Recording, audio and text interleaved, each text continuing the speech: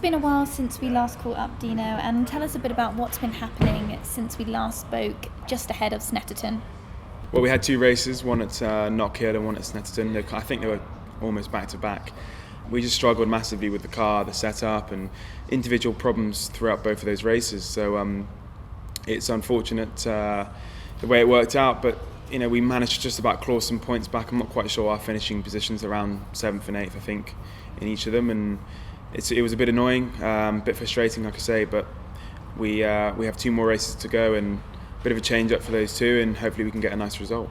And you mentioned the change there. You've got a whole new team, a whole new car. Tell us a bit about that. Yeah, so we've moved teams for the final two races. GT Marques is the name of the team.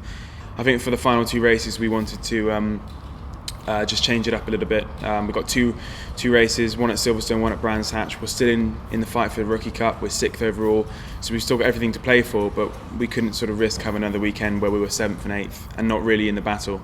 So we were the new team. We did one test already at Snetterton, and that went really well. And like I said, I'm really excited for this weekend now, and to really just get on and be competitive and show what we can do.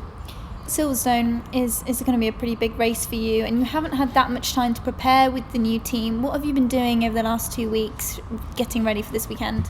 Well, like I said, we had that test a couple of weeks ago, and that went really, really well. And the car just felt really predictable, and I knew what I could do with it. I put it where I wanted to put it on the circuit, and that's, as a driver, that's all you look for, really. And I'm looking for that for the weekend, just to make sure that the car is doing what I want it to do, and if it does that, then I know we can be quick.